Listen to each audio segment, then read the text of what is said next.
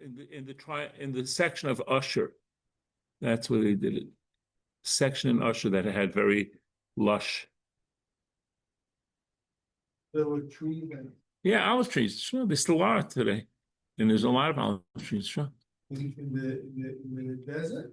No, no, no, no, no. Oh, where they got when they were in the desert? Oh, that's a good question. I'm not sure. Maybe they brought along from Egypt. That's a good question. For the Mishkan, they will start and they'll have to crush and all that. Yeah, yeah. Does it say where they would get it down? Okay. So a lot to talk about. Let's see what we can do about it. So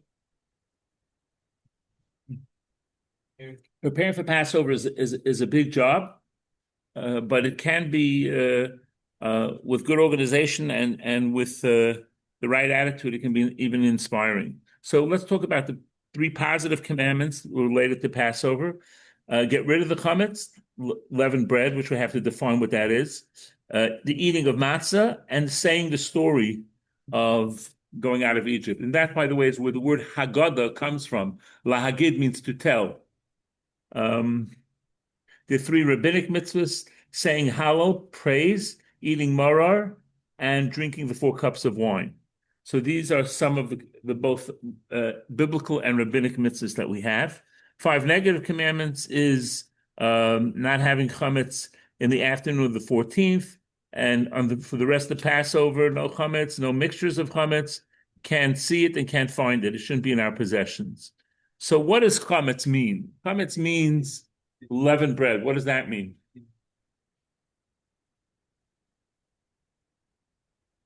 Yeah.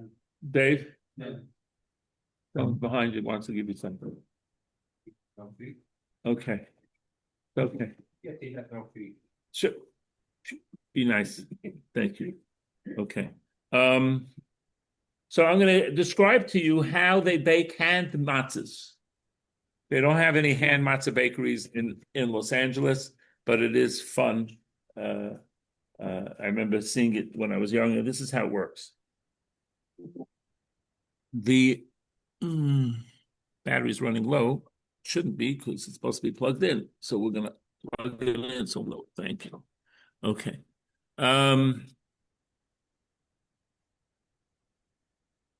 They have a room with 2 rooms next to it.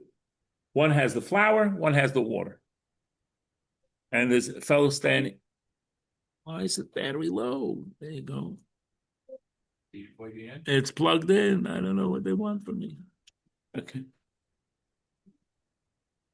It's a little loose or something.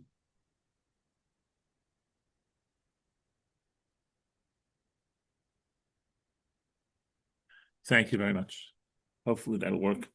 I'll try not to breathe on it. Thank you.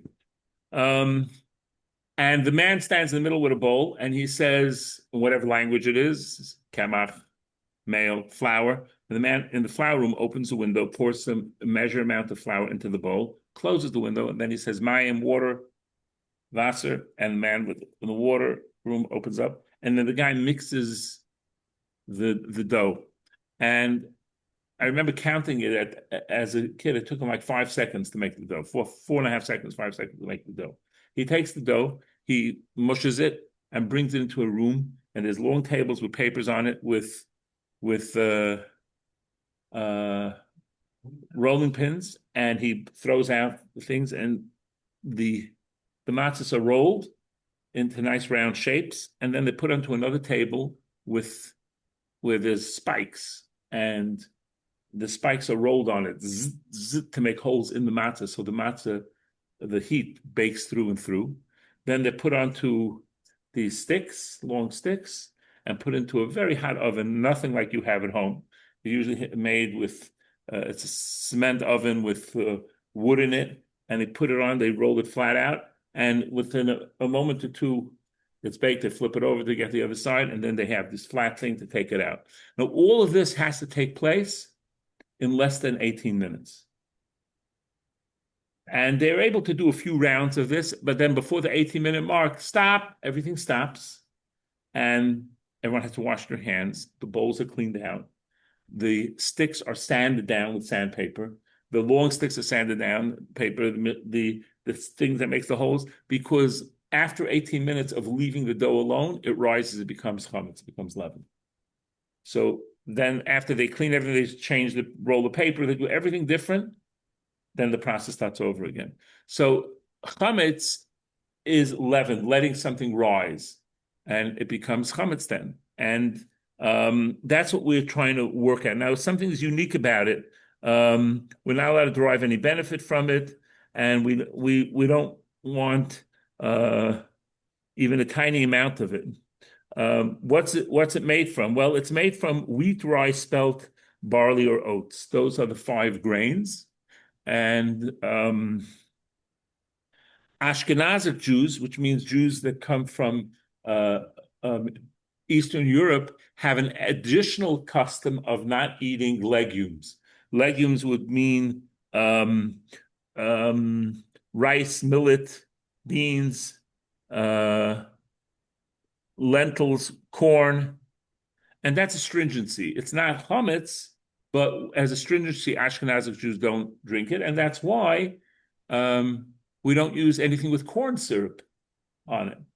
Yes, sir. Yes, a lady asked me, how come we can't eat chia seeds for Pesach? I don't know what chia seeds are, and so I can't tell you what it is. And I don't, maybe it's a legume. So that's that's the Sephardim. Many Sephardim do eat rice and do eat these things, but Ashkenazim don't. And by the way, the kosher for Passover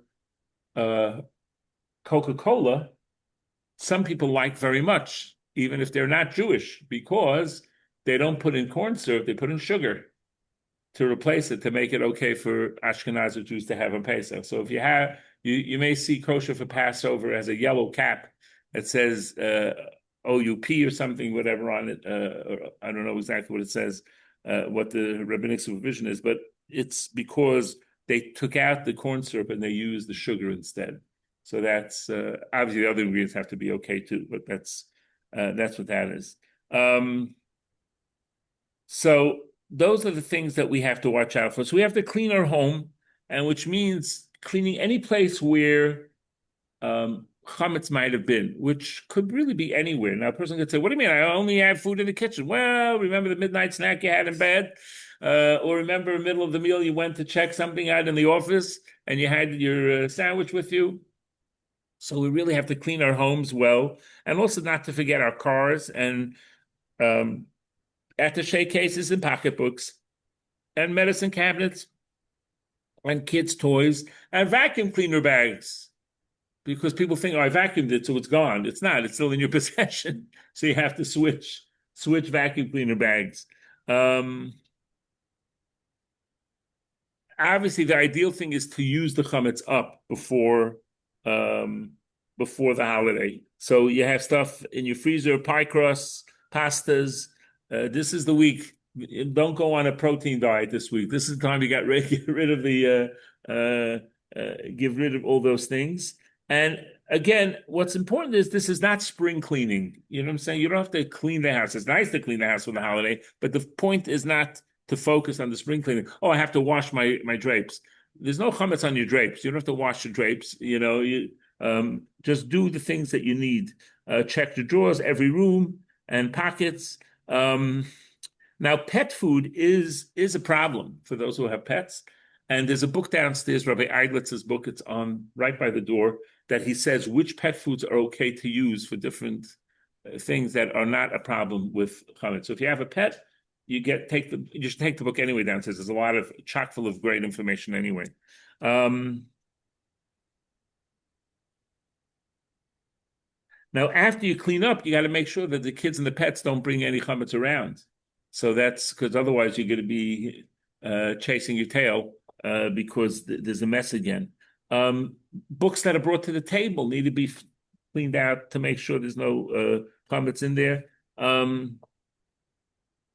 Play-Doh is a problem because it's actually made with flour and it's actually chametz. So and the benches, the books that we use at the Shabbos table, we sing songs and there's crumbs in them, so those have to be put away. if you have an office, now, if you own Amazon, then we should talk about a donation. But if you don't own Amazon, but just work for them, then your space has to be clean. Obviously, other people there will have comments around, that's fine. But if your space, your drawer, your desk, your area should be clean. If you own a business, so the non-Jews there can technically bring in chametz for themselves, but you should tell them they shouldn't leave it around. Don't keep it in the fridge. Anything there will be thrown out, so that they don't leave it in your possession and give up ownership, and then you are acquiring their chametz. So that's not a good thing. So you have to work that out with the people there. Now, stocks, buy. Like if you own something that has cornflakes in it. What do you mean? You own stocks in Kellogg's? Yeah. You're fine. Go for it. Go for it. That's a good question. Now when we besides cleaning up, we have another issue. We have this issue of things that we use, vessels that we use, like pots and pans or silverware that we used with chametz, we can't use on Pesach because there's an absorption that takes place. The chametz is absorbed inside. So that's why we clean and cover counters, clean and cover the fridge shelves. The oven we have to clean out depending what type of oven we have. So the broiler, you're not gonna be able to kasher because you need a blowtorch for that, so don't even bother with that. But if you have a self-cleaning oven, that's great. You run the self-cleaning cycle. But you have to look at these things. Yes. But in response to what Dan was saying about stuff, I mean, like if you have stuff that has comments in it, you can still keep that. You don't have to throw it out. You have to put it in a cupboard and That want to give the class? That's not what he said. He was talking about stocks. You're talking about saving the food. There's two different discussions. You're not talking about the same thing. Yeah, he was. He wasn't. Dan, what were you talking about? I gave you bought Kellogg's on the stock exchange to sell that. Okay, so he's talking about stocks, not talking about what the stock you have in your kitchen. That's a different stock. Okay, we'll talk about it. We'll get to it, God willing. We're about to get to it. So now the oven, again, when you want to kasher your oven, then you have to not use it for 24 hours and then you make it kosher. If you have self-cleaning, that's the easiest because that'll really clean it well. If not, you have to clean it well, which you have to use like Easy Off and this other type of stuff to get all the gook out. Now, there is a concept called selling chametz, which means that, first of all, if a person, let's say, has a bakery and he has a lot of chametz, it's going to be financial loss for him if he just throws it out. So he can sell his bakery, his non-kosher Passover bakery. It's a kosher bakery, but not for Passover. He can sell it, which means that a non-Jew buys the chametz from him, and he doesn't have to take possession of it, but they'll give him some money, and after Pesach, they'll buy it back from him and at a profit. So the non-Jewish man makes money on the deal without actually doing anything with it. And if in fact he would take some of the chametz, he could. He'll have to pay for it afterwards. So we try not to sell pure chametz except for liquor. It's expensive unless it's a hardship. So if you have cornflakes, we don't use it, but you can put it into the closet to sell to the non-Jew. And basically the way it works is as follows. I have these forms downstairs that you can fill out a form with all the places you're going to put the chametz that you want to sell, and you seal it off. Nothing. You don't need an alarm. You just put some tape or marker off. Not for Pesach use, and you give it to me or anybody else to be your proxy for you to sell whatever chametz you have. Now I go back to the dishes. So what do you do about the dishes that you can't use on Pesach? So there's two choices. Number one, you can have kosher Pesach stuff, which is ideal. Second of all, you can kasher it, make it kosher, which means that you don't have to do it, but there's a place here, there's a synagogue on La Brea that'll do it probably next week, where you put, let's say take silverware and you put it into you make sure it's clean. You don't use it for 24 hours, and then you put it into boiling hot water, and it kashers it. It makes it that you can now it's now kosher for Passover use. You could do it yourself. Yes, you could, but you have to, just like I said, clean it well, wait 24 hours, and put it into a boiling hot pot of water. We try not to sell pure chametz unless it's a big financial loss, and there's rolls and cakes and stuff like that. We try not to sell unless, like I said, it's a big financial loss. But other things, mixes of chametz, other things we can sell.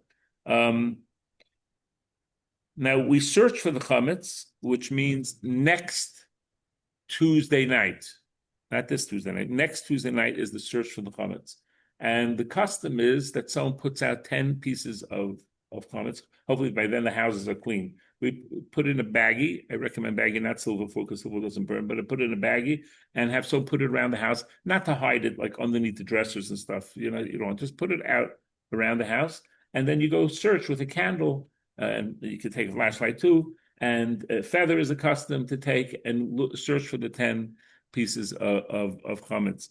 Now, I had a funny story many years ago of a rabbi who said to me, "You taught my son about the 10 pieces of chametz." He said, "What was the problem?" He says, "Well, I was looking for the 10 pieces that we put out, and then I found an 11th piece, and then a 12th piece."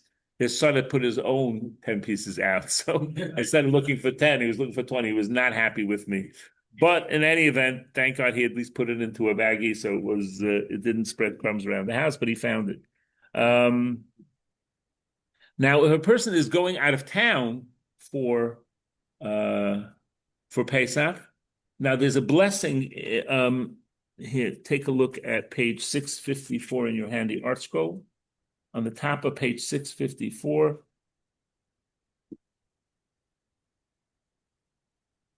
There's a blessing for when you're searching for the chametz.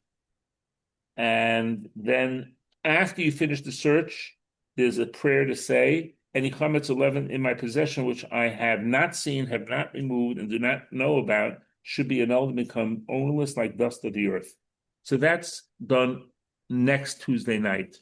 You put away the 10 pieces and any other chametz that you may have found, little Cheerio crumbs, whatever it is, and hold on to that in a bag so that the next day it's going to be burnt.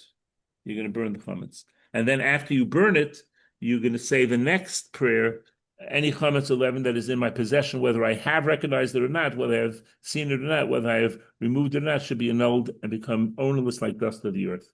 So that's the searching for chametz. Now, what happens is if a person is leaving and going out of town, so he's not home the night before, so you don't make the blessing, but you still search for the chametz because they're not going to be in town, but they still have the requirement to search for the chametz. Where have you gone for I was in Israel last year. Yes, For Pesach, so right. I didn't do it in my house because I was there. Well, it depends on how early you got there. There for 2 months, so I didn't do all of this stuff because I knew Pesach I was going to be in Israel. Right. Okay. So basically, you could sell the apartment beforehand. No, you're not actually selling the apartment. You're selling the chametz. Relax. Don't worry. No one's moving in. You could. So that's something you can do. So then the next morning we burn the chametz and we say that prayer. Okay. So starting Wednesday late morning, we can still have chametz in the morning Wednesday because it's not Passover yet, but we start stopping to eat chametz Wednesday morning, but we don't eat any matzah either because matzah is being saved for the Seder. Some people have the custom not eating matzah whole Nisan, but the halacha is the Jewish law just says the day of Passover we don't eat any matzah till that night. You save it for the Seder, and we start eating kosher for Passover foods, which could be anything, vegetables and fruit and anything else you can and meat, chicken, fish. But you're going to be using your kosher of Passover, foods already, and pots and pans and plates for that. Starting when? I'm sorry? Starting when? Wednesday late morning. Again, I should have the times here. Let me see if in the second page, in the second part of the hand that I have it here. Okay. And that goes on for the week, right? Yeah. Yeah. It's behind the first page. Okay, so whatever, so you will have it here, and the books downstairs will have it as well. Okay. Now there's a prohibition of so during Pesach, what we need is, first let me tell you, we need kosher wine for Passover, we need matzah for Passover. And by the way, you should be aware that supermarkets sell matzah that is not kosher for Passover, and it says on it, not for Passover use. So just be aware of that there is such an animal, not for kosher Passover. So make sure it says it's kosher for Passover. How about when it says kosher Passover with egg? With egg? Yeah. So that's not, we don't use that by the Seder. We don't use egg matzah. That's not the custom. I've seen them sometimes as kosher Passover egg matzah. Right. So it's kosher for Passover, but we don't use it for the Seder. And some people have the custom of never using it at all for Pesach, because matzah is really supposed to be just flour and water, nothing else. A quick question, if I may. Please. I was never quite clear as to what makes wine not kosher for Passover. Well, in other words, what condition does wine have to meet to be considered kosher? if a non-Jewish man touched the wine or used it, now it's not so common, but it used to be used for libations for the idols. So non-Jews touching the wine is problematic unless it's a certain type of wine called mavushal, which is cooked, then the non-Jew can touch it. So that's what it means. It means also that the process is done. Usually the process they make the wine all year, it's kosher and kosher for Passover. Usually they do both because it's not inherent, it's grapes, right? So it's inherently possible to do that. But they have to make sure that the non-Jew's contact is not in pouring the bottle or touching the wine. And that's what would it be. Okay. Another thing we need, by the way, is maror, bitter herbs, and we need karosas that we dip into, and you need Haggadahs. A Haggadah is the book. Again, I apologize. We ordered a Haggadah. I wanted to give you out a Haggadah, and unfortunately, it's coming tomorrow, which is disappointing. Now, there's a Haggadah called the Survival Kit Family Haggadah by Shimon Apostolf, which you can get online for free. So I give you the information here that has this. Doesn't cost anything. You can get it online. There's also the Seder Made Easy booklets that we have there. Please make sure to take one of those. If we run out, I have more downstairs. So we'll give this out soon, and you'll be able to enjoy that. And the Survival Kit is a helpful guide for the Seder as well. So is a download you can get for free that we're able to arrange, and you'll have the other books as well. Now, part of the work that we have to do on Pesach, the word chametz, the leavened bread, is spelled ches mem tzadik. Matzah is spelled almost the same, mem tzadik, instead of the ches is a hey. And so, what's the difference between chametz and matzah? Chametz is it rose, it blows up. So that's ego, that's me being boastful, and matzah is humble, it's flat, it's down. So that's part of the idea of the work on Pesach is, can we have humility? Can we lower ourselves a little bit and not be full of what's a piece of bread? It's full of hot air, right? So we have to make sure we're not full of hot air as well. That's part of the work that we need to do for Pesach to clean ourselves of our chametz as well.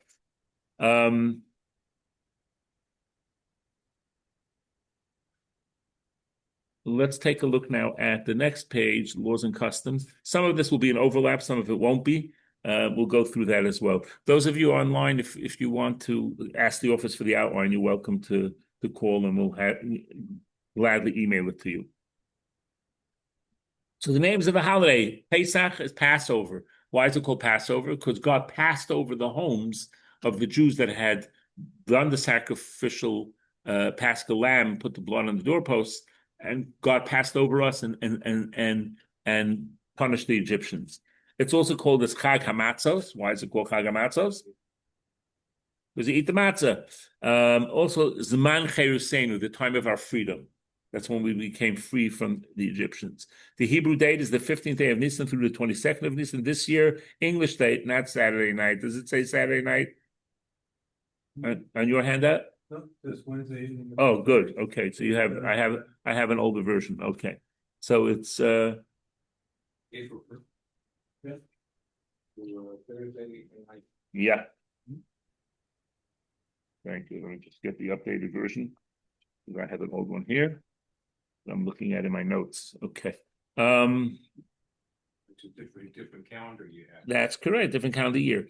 Now the structure out of Israel, it's 8 days in total.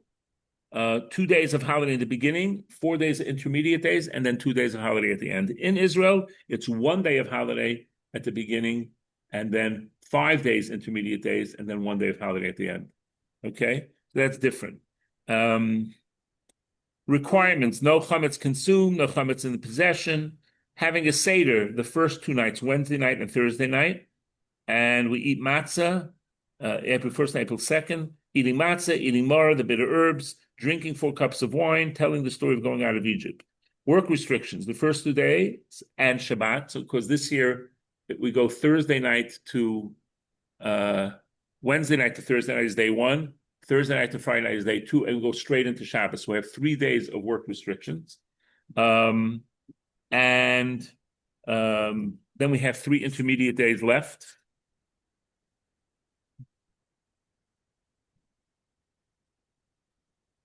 Oh, that's a good question. I'm glad you asked on this page. The intermediate days are the days that are still Passover, but you can still drive but you still have the restrictions of Pesach. So it's quasi holiday, if you will.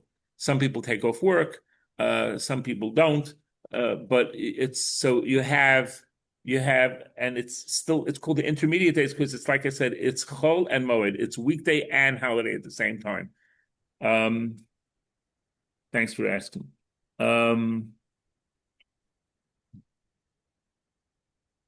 Okay, I just want mention something about the matzah I didn't mention before. There's different types of matzah. There is the non-kosher for Passover matzah that I did mention. Then there's regular kosher for Passover matzah. Usually that's the machine matzah, the square one. And then there's something called shmura matzahs. That's the hand-baked matzah and sometimes the boxed ones too. Shmura matzah means it's extra watched. Normally they watch from the time of grinding. Now they're watching from the shmura matzah, they watch from the time of the cutting. To make sure that nothing becomes common. So that's an added level of okay. So then you have 3 intermediate days, which are going to be Saturday night, Sunday, Monday, until Tuesday night. Tuesday night begin the last 2 nights, April 7th through Thursday night, April 9th. And I'm sorry? Shmura means watched. You use that on the matzah day, on the day you're keeping your matzah, or cutting your matzah? Every time you use matzah, some people use shmur matzah, especially by the Seder, but anytime you can use that anytime.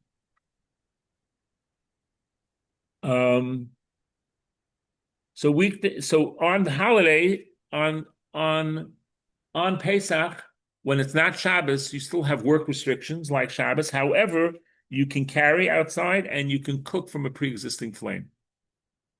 Okay, pre-existing flame, like you leave a fire on or something like that. You can light from a pre-existing flame to another light. If you have questions, feel free to ask, by the way. Special holiday meals, the first 2 days. Candle lighting, the first day is 6:56. The second night after 7:59 from a pre-existing flame. And it's page 296 in your Art Scroll prayer book. Okay. Seder for the 2 nights requires Haggadah, matzah, Seder plate. A Seder plate has on it different things that we're going to use. You have the bitter herbs, you have an egg, you have a chicken bone, you have shank bone, you have charoses, you have a karpas. Again, the Seder Made Easy book on the table there will be helpful. Take some water. So, yes. If you have glass baked dish, you can use this No, we don't. For Pesach, we don't switch. We just glass here. glass even. For the pre-existing thing, so we can't turn the stove or oven on for the whole Pesach, You can leave it on the whole time, the whole time. but it will be fine. That's what a pre-existing flame means. Fire. If you're nervous about The building. no, why would be a fire on the building? I don't know how you cook, so I'm not going to get personal. But hopefully you won't cause a fire. But if you're nervous about it, then get a no. Get a yahrzeit lamp, a memorial lamp that's on, so that you have a fire there whenever you want it. So take the flames from there and light the stove? You can do that. If assuming that it's not electric ignition, this is more complicated than it needs to be. But you can leave the flame on low. That's all. Nothing. That's one way of dealing with it. Okay. I hope you get invited. Yes. Good, bro. You usually cook with the pilot light only on the Friday or Saturday. Is to cook with a pilot light only? I don't know what that means. I don't know what that means. More than the light, the pilot. He what? The pilot light was cooking it. How's the pilot light doesn't cook? The pilot light is the thing that makes the. No, Eight hours. He kept the food in there and warm up the food for 8 hours. Okay, I'm not sure what he did, so I don't know what that means. The pilot light wouldn't warm up the food, but okay, I don't know. I don't know what he did, so I can't tell you. So morbid herbs, wine, Seder made easy. Now, by the way, there are different types of wine that you can use that are not so strong because you have 4 cups of wine. There's check the alcohol content. Now you say, well, I'm a particular, I like to go dry Cabernet Sauvignon, but if it has a lot of alcohol, then you're going to be knocked out. So that's a check the alcohol content. Yes.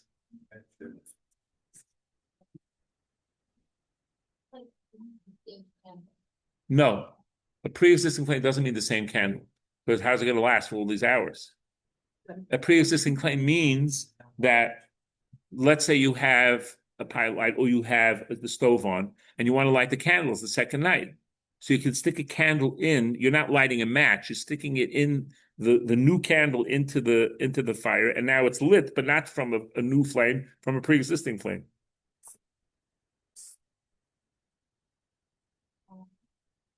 You could leave it still on. No. The intermediate days, don't be confused. The intermediate days is fine. It's okay. Yeah. Is it clear? If you're nervous, then get a yahrzeit lamp, which is a 24-hour light, or you get a 48 one, even better. And do I hear 72? Do I hear 100? Going once, going twice. In any event, so you can get one of those if you don't want to leave the flame on there, and then use that to light.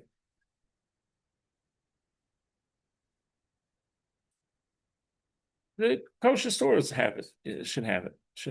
Even Ralph's a lot of times has, but they may not have they may only have the 24-hour one, not the 48. But you use the 24 and then light that one to the next one. So you could do that. So, all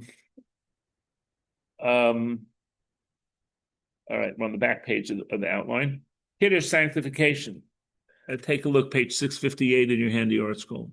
Okay, stop. I forgot. While you're on page 654, there's something you have to do on Wednesday before Yom Tov starts, and that's called an Erev Tavshilin. A Erev to be able to cook on Yom Tov for Shabbos. Since Yom Tov goes into Shabbos, since the holiday is Thursday, Friday into Shabbos, so to be able to cook on Yom Tov for it, you have to have this prayer said. Ideally, you should say it you prepare a matzah and an egg that's cooked already, and you prepared on Wednesday morning, and that you started the process of cooking for Shabbos, so you'll be able to continue to do that. That's on the bottom of page 654. It's called the Erev Tavshilin, an Erev for cooking, that allows you to cook on holiday for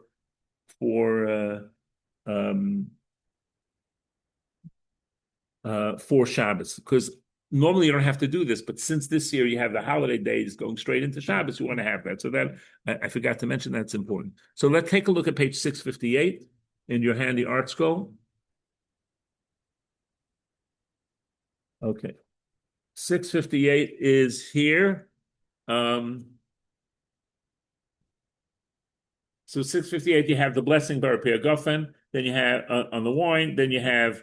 Now, in the parentheses, there's the brackets, they have Shabbos, but that's not relevant to this year because and then there's 3 choices. There's Pesach, Shavuos, and Shmini Atzeres and Chesed. So you pick the Pesach one for Passover, all right? And then here, the shaded one is Havdalah, which the separation after Shabbos, but that we don't have that now because the Seder night and the holiday nights are not going to be on Saturday night. And then there's the blessing on the bottom, the Shechiyanu blessing. That's an important blessing to add.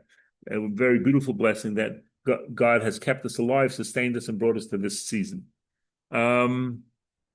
So I'm going to give you a list of when you have to have holiday meals. I'm going to give those out together with the download for the Haggadah. And so you have 2 meals by the holiday. So you can have a Seder night, Wednesday night, holiday meal Thursday day, Seder night, Thursday night, holiday meal Friday day, Shabbos meal Friday night, Shabbos meal Friday day, Shabbos meal Friday afternoon, third meal Shabbos afternoon. Then when it comes to Tuesday night holiday meal, Wednesday morning holiday meal, Wednesday night holiday meal, and Wednesday afternoon holiday meal, and then we'll have here Thursday day, and then here we'll have Thursday afternoon. We'll have a Yom Tov celebration. So that I'm going to be giving out as well. Let's see, candlelight for the last 2 days. Tuesday night it's 7 o'clock. Wednesday night it's after 8:03 from a pre-existing flame. And again, matzah and beautiful table and meal. Special services and prayers. Okay, special Sunday devotion for the 3 major holidays found on page 660. Turn to page 660, the next page, where you should be up to. Now, this is really for the 3 major holidays. So you're going to doing the inserts just for Passover. You're doing the whole thing except and include the inserts just for Passover, not for Shavuos, not for Sukkot, right? You can take a look at it. It starts at page 660 and continues 664. And again, just the stuff for Passover and the regular part of the service, all the way through 671. If you have any questions, please don't hesitate to ask. The second night of Pesach, we do something called the counting of the Omer, which means we count from the second night of Pesach all the way to the holiday of Shavuos. And that is 49 days. And every night we count the next day. So this is the first day of the Omer. There used to be a sacrifice used with the Omer. But we're counting towards and working towards the holiday of Shavuot. I'm sorry. The Omer was the name of a sacrifice that was brought, and it's a time of counting toward the holiday of Passover. Because really, the truth matter is the holiday of Passover is not an end game unto itself. It's free to be able to do what? To get the Torah. So we're working towards getting the Torah. And having that relationship with God and what His expectations are of us. So we're going all the way through, counting every day towards, like looking forward to that opportunity. Again, there was an Omer offering, and it had to do also with allowing the new grain to be used, but that's not relevant for now so much. Counting the Omer, so you have the page number there. Hallel, we say. The full Hallel on page 632 in the Art School. You don't have to look it up. We have daily Torah readings. Special supplemental for the 3 major holidays on page 674. And again, you use the inserts for Passover there when indicated. In other words, you say the parts.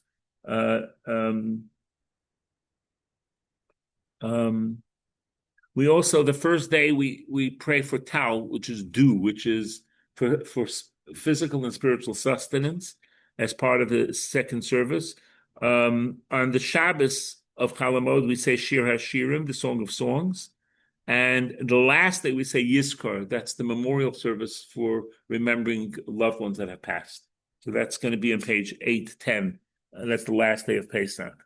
So preparing for Pesach, cleaning the home, using up and selling the chametz. Tuesday night search for the chametz, page 654 that I told you about. April 1st, stopping eating the chametz by 10. Here are the times. You wanted the times, Henry.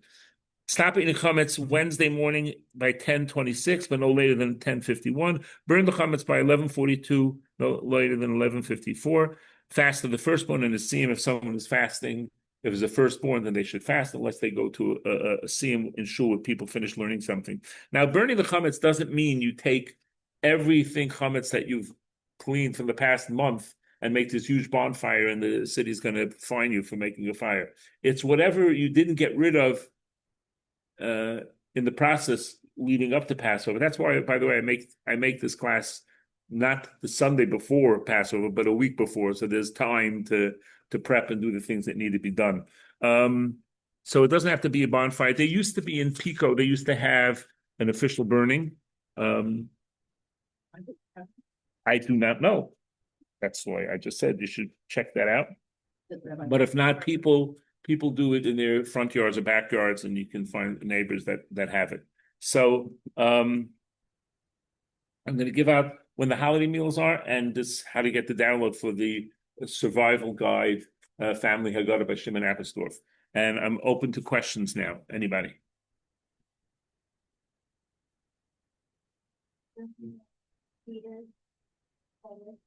Say the what? Cup of Elijah? Yes, okay. So we drink 4 cups of wine. And what we do is the 4 cups of wine are based upon a verse in the Torah regarding 4 different languages of redemption. That he said, I felt it, let's say, without the, etc., etc. And the 5th cup is where he's going to bring it to the land. And that's going to be when Elijah's prophet comes and preps us for that. So it's an aspiration for the final redemption. I have a question. Huh? Yes, My kids are full of chicken. I can't hear. Freezer full of chicken, so Can I get those very much? I have no idea. It doesn't spoke to the pastor, you can't. You have to ask if it says on it, Who would I ask? where you got it from. I thought. So ask the market. Are these chickens? No, it's been not just recently. It doesn't make a difference. You can ask them. But also, you can look at the label, it's the same kosher Passover. And the person then had kosher Passover stuff. You're right, you throw it out, not probably per se, but you could sell it. When you go to. But then I have no room for it. The technical part you don't have to work out, I can't tell you what the freezer is like, but you find somebody maybe who's selling a freezer, stuff. Any other questions, anybody else?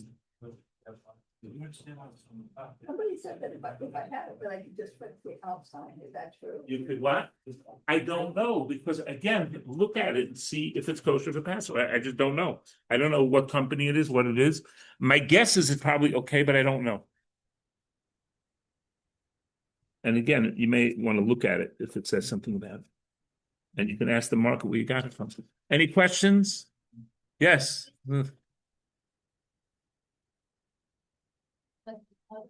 Year, the other ones. I don't know what you're referring to. Right. Nisan is the Rosh Hashanah, the month for the month. So Nisan is the first month of the calendar year, and Tishrei is the first day of the year. Okay, I've seen 2 different opinions, but one basically Nisan could be the physical New Year and Tishrei is the spiritual one, and I've heard the opposite, where Nisan is the spiritual and Tishrei is the physical. So, but it's two sides of the coin. All right. Any other thoughts, comments, questions? Again, I am available here next Sunday, 12:30 to 10:30 to 12 to sell comments. What? I like the other way around. What's the other way? 12:30 to 10 p.m. You like that better? Thanks. Are you going to sleep in? Want me to sleep in? Thanks a lot. Nice guy. Nice guy. In any event, have a very happy and healthy and kosher Passover. And if you have any questions, I'll happy to give you my number. You call the JLE, I'll give you my cell, because Passover usually warrants a lot of questions and stuff to do. So if you have any questions, don't hesitate to call. And please take the books that you have here and the books downstairs as well, and the handouts that we gave out here. You have a lot of information. Yes. Doing that special, and that you're told to take them. by Dr. Ed. You can check the list, take all the best, have a nice Chag. You can check, Rabbi Bess has a list from the Kollel, the Litvish Kollel. What? Yeah, it's free. You can afford that. Free.